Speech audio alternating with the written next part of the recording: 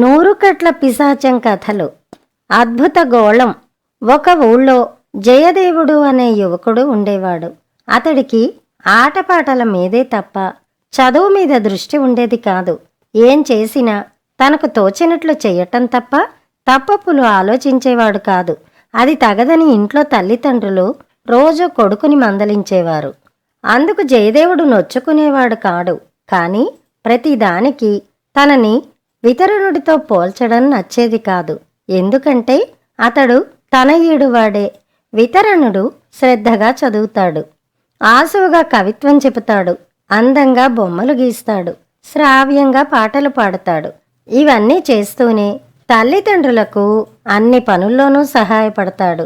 రోజు సాయంత్రాలు ఓ 2 గంటల సేపు వితరణుడు తన ఈడువారితో ఆటలాడేవాడు. ఆ ఆటల్లోనూ అతడిదే పైచేయిగా ఉండేది. వితరణుడికి తెలిసిన విద్యలో ఒక్కటంటే ఒక్క దానిలోనైనా నువ్వతన్ని మించగలవా అని తల్లిదండ్రులు జయదేవుణ్ణి చిన్నబుచ్చేవారు. జయదేవుడికి ఎలాగూ ఏ విద్య పట్ల ఆసక్తి లేదు. ఆటల్లోనైనా వితరణుడిని ఓడించి తల్లిదండ్రుల్ని మెప్పించాలని అనుకున్నాడు. కాని ఎంత కృషి చేసినా అతడు ఏ ఆటలోనూ వితరణుడిని మించలేకపోయాడు. ఇది అతడికి ఎంతో బాధగా ఉంది. వితరణుడు నీతిమంతుడు. అతడి బలం నీతిలో ఉంది. అతడు అన్నిటా తల్లిదండ్రులకు సాయం చేస్తాడు. అందువల్ల అతడికి వారి దీవెనలు బలంగా ఉంటాయి.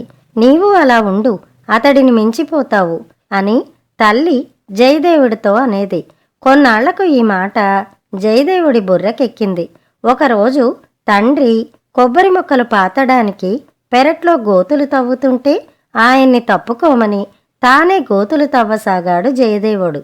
చివరిగా ఈ తవ్వుతుండగా జయదేవుడికి ఒక పంచరంగుల గోళం దొరికింది. అది ఎంతో అందంగా మెరుస్తోంది. జయదేవుడది తీసుకుని స్నానాల గదికి వెళ్ళాడు. గోళాన్ని కడిగి శుభ్రం చేసి తాను స్నానం చేశాడు. ఆ తర్వాత మంచి బట్టలు వేసుకుని గోళాన్ని తన రొంటిన దాచుకున్నాడు. విచిత్రంగా ఉన్న ఆ గోళాన్ని తన మిత్రులకు చూపించాలని ఇంట్లోంచి బయలుదేరాడు. అప్పుడతడిలో కొత్త ఉత్సాహం పుట్టింది. జయదేవుడు వీధిలోకొచ్చి 2 సందులు తిరిగాడో లేదో 16 ఏళ్ల లలిత అనే యువతిని ఒక ఆబోతు తరమడం చూశాడు. వీధిలో మగవాళ్లు లేరు. అరుగుల మీద నిలబడ్డ కొందరు ఆడవాళ్లు లలితను రక్షించమని గట్టిగా అరుస్తున్నారు. జయదేవుడు చప్పున ఆబోతు ముందుకెళ్లాడు. ఆబోతు కొమ్ములతో కుమ్మబోతే అతడా కొమ్ముల్ని పట్టుకున్నాడు. కాసేపు ఇద్దరి మధ్య పోరాటం జరిగింది. చివరకు ఆబోతు జయదేవుడికి లొంగిపోయింది. వీధిలో వాళ్లంతా జరిగింది ఆశ్చర్యంగా చూశారు.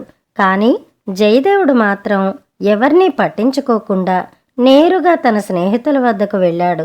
ఏమిట్రోయ్, చాలా హుషారుగా ఉన్నావు అని స్నేహితులు పలకరిస్తే తాను సాధించిన ఘనకార్యం వాళ్లకు చెప్పాడు.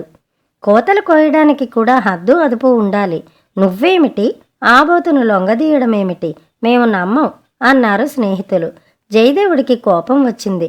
అయితే నేను అబద్ధం చెబుతున్నానే అనుకుంటున్నారా అన్నాడు. అనుకోమా మరి, నీ ఒంటి మీద ఒక్క గాయమైనా లేదెందుకు? అబద్ధం చెప్పినా అది అతికినట్లుండాలి, అది తెలుసుకో అన్నారు. పోనీ మరో ఆబోతుని చూపించండి, వెళ్ళి దాని లొంగదీసి నా మాట నిజమని రుజువు చేసుకుంటాను అన్నాడు జయదేవుడు పట్టుదలగా. ఒక మిత్రుడు కాసేపు ఆలోచించి, ఆబోతు సంగతి తర్వాత చూద్దాం, నీకు నిజంగా సత్తా ఉంటే ముందా వీరభద్రుడి పని పట్టకూడదు, ఊరంతా చూసి ఆనందిస్తాం అన్నాడు.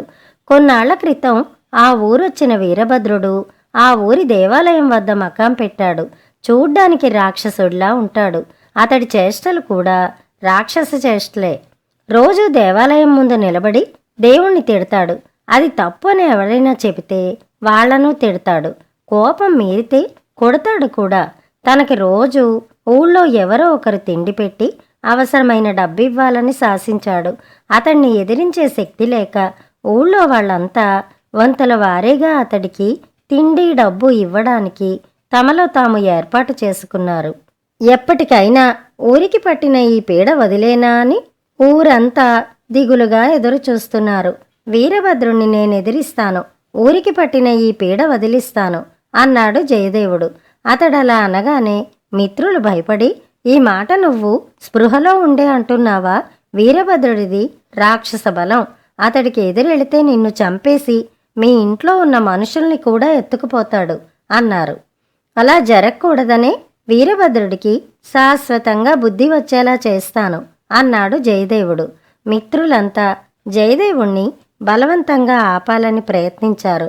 వాళ్ల వల్ల కాలేదు. అతడు వాళ్ళందర్నీ విదిలించుకుని ఒక్క పరుగున దేవాలయం వైపు వెళ్ళాడు. అప్పుడక్కడ వీరభద్రుడు ఓ భక్తుణ్ణి ఆటకాయించి, ఆ దేవుడి గుళ్ళో నీ మాట వినేవాళ్ళెవరూ లేరు. నన్ను నమ్ముకుంటేనే నీకేమైనా ప్రయోజనం. అయినా నువ్వు అంతగా గుడిలోకి వెళ్ళాలనుకుంటే ముందు నా కాళ్లకు మొక్కి వెళ్ళు. నా కాళ్లకు మొక్కడం ఇష్టం లేకపోతే వెనక్కిపో అంటున్నాడు. ఆ భక్తుడు చేసేది లేక వీరభద్రుడి కాళ్లకు మొక్కబోయాడు.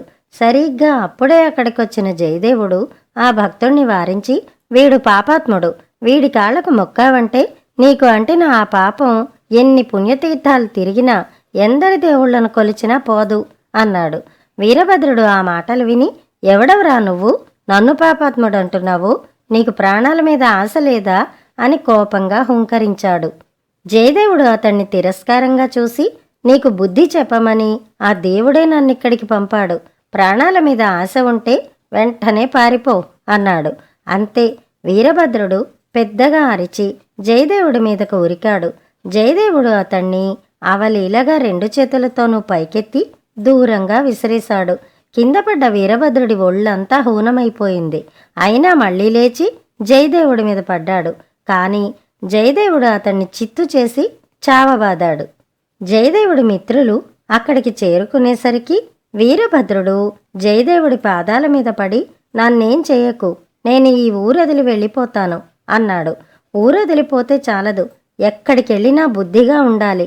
ఎక్కడి నుంచైనా నీ మీద ఫిర్యాదొచ్చిందో నిన్నక ప్రాణాలతో వదిలిపెట్టను అన్నాడు జయదేవుడు.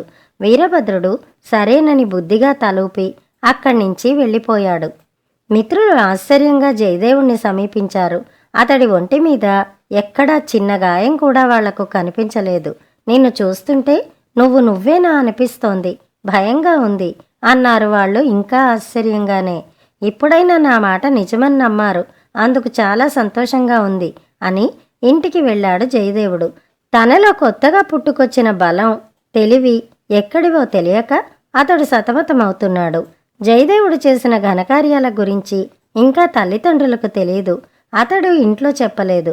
ఆ రోజు సాయంత్రం ఆ ఊరికో సన్యాసి వచ్చి ఊరి చివర చెట్టు కింద మకాం పెట్టాడని, ఆయన ప్రజల సమస్యలకు పరిష్కార మార్గాలు చెబుతున్నాడని తెలిసిన తల్లిదండ్రులు జయదేవుణ్ణి ఆయన వద్దకు వెళ్ళమన్నారు. సరేనని వెళ్ళాడు జయదేవుడు. అక్కడ కూర్చున్న సన్యాసిని చూడగానే జయదేవుడికి ఏదో స్ఫురించి పకపకా నవ్వాడు. ఆ నవ్వుకి ఆకర్షితుడైన సన్యాసి చటుక్కున జయదేవుడి వంక చూసి, ఎందుకు నాయనా నవ్వుతున్నావు అన్నాడు. త్వరగా మోక్షం సంపాదించాలని 25 ఏళ్ల క్రితం సన్యాసం స్వీకరించారు. ఇంతవరకు మీకు మోక్షం లభించలేదు. మీ సమస్యకు పరిష్కార మార్గం వెతుక్కోలేని మీరు ఇక్కడున్న ఈ ప్రజలందరి సమస్యలకు పరిష్కార మార్గం చూపాలని అనుకోవడమే నాకు నవ్వు తెప్పించింది అన్నాడు.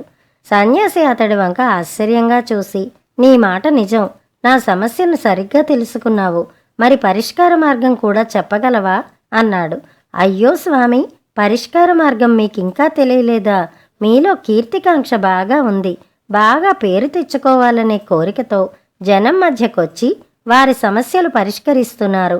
మీకు మోక్షం కావాలనుకుంటే ముందు మీరీ కీర్తికాంక్ష నుంచి బయటపడాలి అన్నాడు జయదేవుడు. సన్యాసి ఆశ్చర్యంగా అతన్ని చూసి, చాలా గొప్పగా చెప్పావు నాయనా, కానీ ఇది సామాన్యులకు తట్టే విషయం కాదు. ఇలా దగ్గరికి రా అన్నాడు. జయదేవుడు అతడి దగ్గరకు వెళ్ళగానే సన్యాసి అతడి ఒళ్ళంతా తడిమి చూశాడు. జయదేవుడు రొంటిన దాచుకున్న గోళాన్ని కూడా తీసి ఒకసారి పరీక్షగా చూశాడు. తిరిగి దాన్ని తీసిన చోటనే ఉంచి జయదేవుడి చెవిలో రహస్యంగా ఇలా చెప్పాడు, నీ దగ్గరున్న ఈ గోళం వల్ల నీకు అద్భుత శక్తులు లభించాయి. బలంలోనూ తెలివిలోనూ నీకు ఎదురు ఉండదు. నువ్వు నాకు చేసిన ఉపకారానికి ప్రత్యుపకారంగా ఈ రహస్యం నీకు చెబుతున్నాను. హఠాత్తుగా తనకు అద్భుత శక్తులు లభించడం వెనక రహస్యం అప్పుడు అర్థమైంది జయదేవుడికి. అతడు సన్యాసి కాళ్లకు మొక్కి అక్కడి నుంచి బయలుదేరాడు. బలంలోనూ తెలివిలోనూ తనకిప్పుడు ఎదురే లేదని తెలియగానే జయదేవుడికి వితరణుడు గుర్తుకొచ్చాడు. ఒక్కసారి వితరణుడి మీద తందే పైచేయి అనిపించుకోవాలన్న కోరిక అతడిలో పురివిప్పింది. జయదేవుడు తక్షణం వితరణుడి ఇంటికెళ్ళి బలంలో గాని తెలివిలో గాని నీకిష్టమైన విద్యలో నాతో తలపడు, నిన్ను ఓడిస్తాను అన్నాడు. అప్పుడు వితరణుడు అతన్ని కొన్ని ప్రశ్నలు వేశాడు. ఒక్కదానికి జయదేవుడు బదులు చెప్పలేకపోయాడు. వితరణుడిని అడుగుదామంటే అతడికి ఒక్క ప్రశ్న కూడా స్ఫురించలేదు. ఆ తర్వాత ఇద్దరూ చేతులు కలిపి ముష్టియుద్ధానికి తలపడ్డారు. వితరణుడు అతన్ని అవలీలగా చిత్తు చేశాడు. జయదేవుడికి చచ్చేటంత అవమానమైంది. అతడు విసురుగా మళ్ళీ సన్యాసి వద్దకు పరిగెత్తాడు. అతడు చేరుకునే సమయానికి సన్యాసి ఆ ఊరు వదిలిపెట్టి హిమాలయాలకు బయలుదేరబోతున్నాడు. జయదేవుడు చెప్పిందంతా విన్న సన్యాసి నవ్వి, నీకా అద్భుత గోళం అయాచితంగా లభించింది. దాన్ని పరోపకారానికే తప్ప స్వార్థానికి ఉపయోగించకూడదు. వితరణుడి బలం తెలివి స్వయం కృషితో తెచ్చుకున్నవి. ఆ పైన అతడు సన్మార్గుడు. అతన్ని జయించాలంటే నీకు స్వయం కృషి తప్ప వేరే మార్గం లేదు. అసూయ వివేకాన్ని మూసేయటంతో నీ దగ్గర ఆ గోళం ఉన్నా నీ తెలివి పనిచేయకపోవటం వల్ల వితరణుడితో పోటీకి సిద్ధపడ్డావు. ఇప్పుడు నీ దగ్గరున్న గోళం మహిమపోయింది. అది మళ్ళీ అద్భుత గోళం కావాలంటే నీవు స్వయం కృషితో వితరణుణ్ణి అధిగమించాలి అన్నాడు. జయదేవుడు దిగులుగా ఇంటికి వెళ్ళాడు. అప్పటికి జయదేవుడి ఘనకార్యాల గురించి ఊరంతా తెలిసింది. అతడి ఇంటి వద్ద ఓ భాగ్యవంతుడు ఉన్నాడు. ఆయన లలిత తండ్రి. తన ప్రాణాలు రక్షించిన జయదేవుణ్ణి తప్ప వేరెవ్వరినీ వివాహమాడనని లలిత పట్టుపట్టి కూర్చున్నదట. జయదేవుడికది కలలోనైనా ఊహించని అదృష్టం. జయదేవుడి వివాహం లలితతో వైభవంగా జరిగిపోయింది. వీరభద్రుడి పీడ వదిలించినందుకు ఊరంతా కలిసి అతడికి 50,000 వరహాలు బహుమతిగా ఇచ్చారు. జయదేవుడికిప్పుడు తన జీవితం చాలా బాగుంది. కానీ శరీర బలంలోనూ చదువులోనూ వితరణుణ్ణి మించిపోయి తన వద్దనున్న గోళానికి తిరిగి మహిమలు తెప్పించాలన్న కోరిక అతడిలో తీవ్రంగా ఉంది. అందుకని అతడిప్పుడు రోజు కృషి చేస్తున్నాడు. అయితే వితరణుడు అప్పటికే జయదేవుణ్ణి అన్ని విధాలా మించి ఉన్నాడు. అయినా కూడా తన కృషిని కొనసాగిస్తూ అతడు తన బలాన్ని తెలివిని ఇంకా ఇంకా వృద్ధి చేసుకుంటూనే ఉన్నాడు. తాను 20 సంవత్సరాల కాలాన్ని వృధా చేసుకున్నానని, పోయిన కాలం తిరిగి రాదని, అందువల్ల తానెప్పుడూ వితరణుడి కంటే వెనకబడే ఉంటున్నానని జయదేవుడికి అర్థమైంది. ఇప్పటికీ జయదేవుడి వద్ద ఆ గోళం ఉంది. జయదేవుడి కొడుకు దానితో గోళీలాడుతున్నాడు. ఎంతో మహిమగల ఆ గోళం తన కారణంగా నిరుపయోగం అయిందని జయదేవుడు తరచుగా దిగులు చెందుతూ ఉంటాడు. ఈ కథ పూర్తి కాగానే నాకు రాజ్యాధిపత్యం ఉంది, సక్రమంగా ఉపయోగిస్తే అది కూడా ఒక అద్భుత గోళమే. కానీ నా స్వార్థం వల్ల అది ఇంతకాలం పనికి రాకుండా పోయింది. గడిచిన కాలం ఎంత విలువైనదో ఈ కథ నాకు తెలియచెప్తోంది. ఇక మీదట నేను మిగిలిన కాలాన్ని ఉపయోగించుకుని రాజ్యాధిపత్యాన్ని సద్వినియోగం చెయ్యాలి అనుకుంది రాణి.